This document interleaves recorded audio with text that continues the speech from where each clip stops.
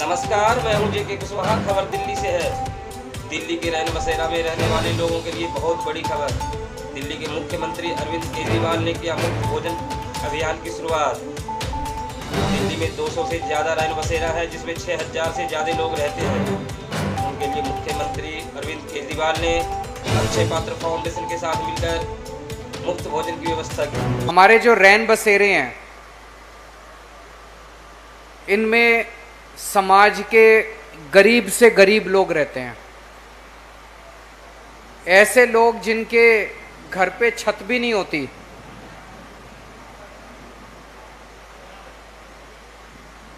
ऐसे लोग जो सड़क के किनारे सोने पे मजबूर होते हैं, जिनके पास कुछ भी नहीं होता, वो लोग सर पे छत पाने के लिए, मौसम से बचने के लिए रैन बसेरों में आते हैं।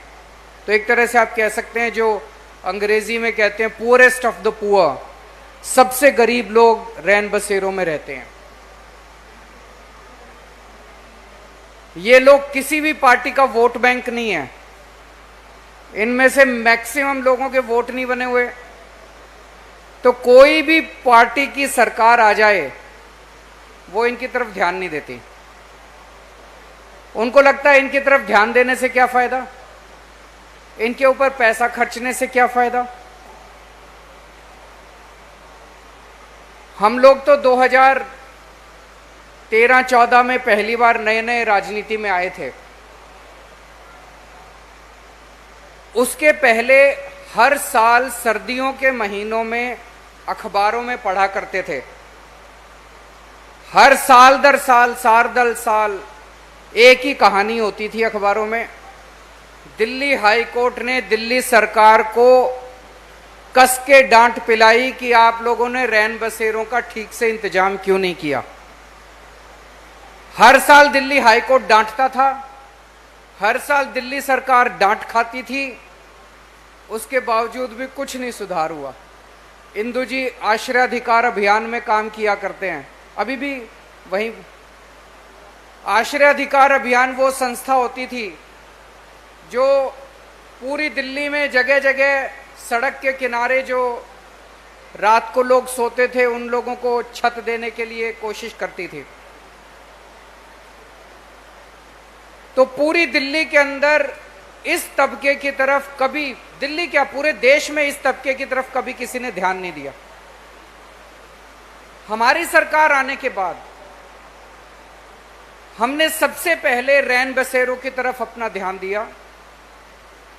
और आज मुझे ये कहते हुए खुशी है कि पिछले 6-7 साल में हमारी सरकार ने इन रैन बसेरों की हालत इतनी अच्छी कर दी है कि अब जो लोग इन रैन बसेरों को देखने आते हैं, वो अपने आप कह उठते हैं कि यार, दिल्ली सरकार ने गरीबों के लिए कुछ किया तो है।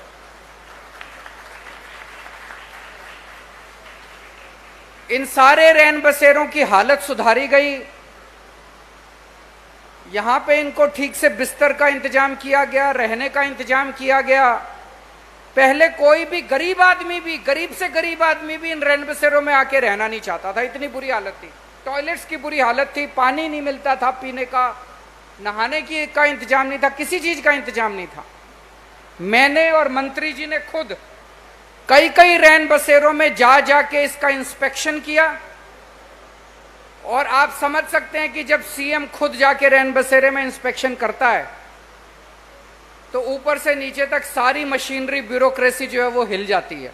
फिर उनको लगता है कि ये काम तो करना पड़ेगा, सीएम खुद आ रहा है।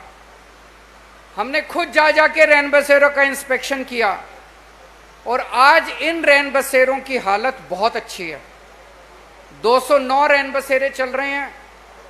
जैसा भी मेरे साथी ने बताया कि 209 रैन बसेरों में इस वक्त 6000 लोग रह रहे हैं और सर्दियों में लगभग 12000 लोग रहते हैं।